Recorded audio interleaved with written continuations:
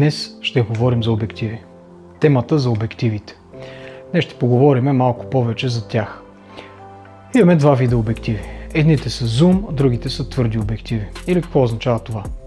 Едните обективи, които са зум, те имат различен рейндж, или по-точно те могат да бъдат от 70 до 300, от 10 до 50, от 100 до 450, в зависимост от това какъв обектив си харесате и какъв обектив желаете. Има различни предназначения за двата вида обективи. Какво точно представлява зум обектива? Ето един пример за зум обектив. Това, което виждате, е зум обектив от 70 мм до 300 мм. Това, което позволява да правите този обектив, е от стационарна позиция, както съм аз в момента, и харесам нещо в далечината, да успея да зумна, за да мога да си направя снимката. Лично аз не бих препоръчал зум обектив за начинаещ фотограф. Това, което аз препоръчвам, е твърд обектив. За разлика от зум обектива, той не може да увеличава, да доближава и да ви докара до място, което вие искате да стигнете и да видите. Трябва физически да отидете до там. Естествено, препоръчвам за начинаещ фотограф такъв тип твърд обектив. Това би ви накарало вие да отидете физически до мястото, което искате да заснемете. Да се доближите, да се отдалечите, да се преместите наляво или надясно. Това е един много хубав процес, който ще ви накара да бъдете по-въвлечени в заснемането на тази снимка. Също така, това е изключително добър начин вие да натрупате опит с правенето на снимки, с нагласенето на кадъра и с следенето на светлината.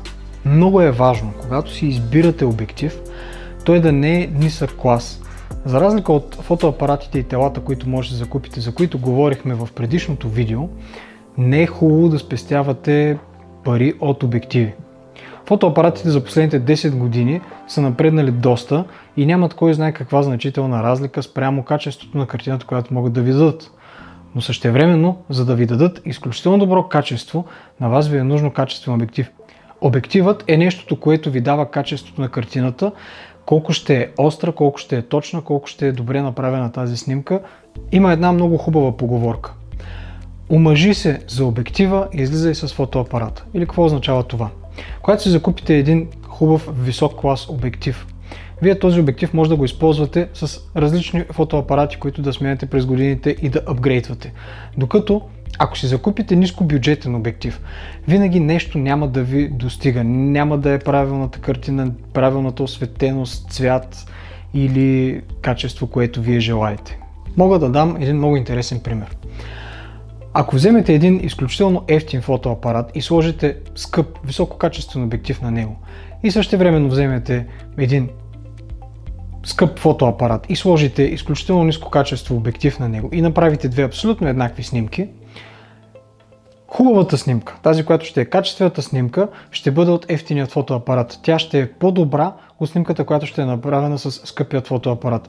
Това доказва и показва, че обективът е огромен процент от това, което на вас ви трябва за да направите една хубава качествена снимка. Затова, отново казвам, лично мой съвет към вас е да изберете правилно обектива, който ще ви трябва на вас. Като лично моят съвет е да си купите един обектив, който да е твърд или да не е зум, примерно 50 мм, като това е възможно най-широко използваният обектив.